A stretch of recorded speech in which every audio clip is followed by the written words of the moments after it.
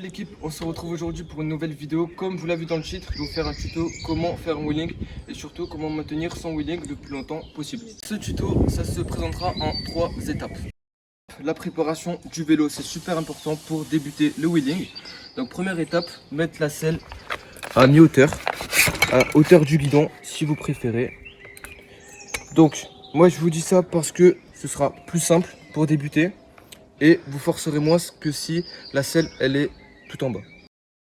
Au niveau des vitesses, donc moi je vous conseille plateau 2 vitesse 4. Donc pour ma part, je suis en monoplateau, donc vitesse 4-5, je vous conseille. Donc après, pour commencer vraiment votre wheeling, au début, ne commencez pas à l'arrêt. Parce que j'en vois beaucoup commencer à l'arrêt avec une toute petite vitesse en 2, voire en 3. C'est pas bon parce que vous allez directement, vous allez mouliner et vous allez retomber directement. Donc là, je vous conseille de commencer votre wheeling à vers 4-5 km/h, doucement.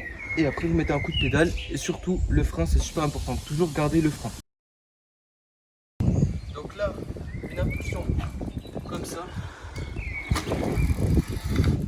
Et là, vous allez mettre un coup de frein et vous allez redescendre.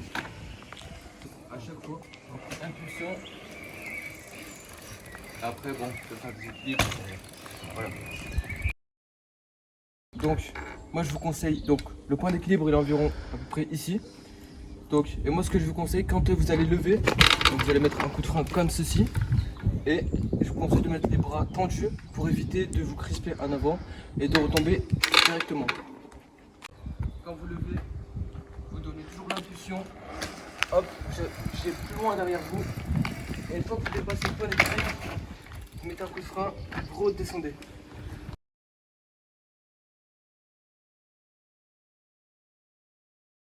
Au niveau des freins, c'est super important parce que ce sera la pièce la plus importante. Toujours garder les doigts sur le frein. Moi, je mets toujours 2 doigts. Mais bon, il y en a qui mettent un doigt, c'est comme vous le sentez. Moi, je mets toujours 2 doigts. Donc, que vous ayez frein à patin, frein à disque, hydraulique ou mécanique, c'est exactement la même chose. Juste, l'essentiel, c'est que vous ayez un minimum de frein pour débuter votre wheeling. Même quand vous continuerez à avoir un bon niveau, c'est super important.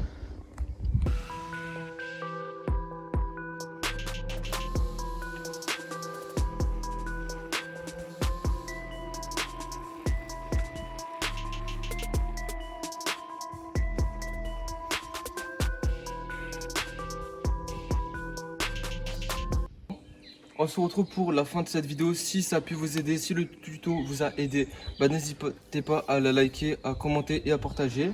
Si ça vous a plu, pareil. N'hésitez pas à vous abonner aussi, ça me ferait super plaisir. Activez la cloche de notification.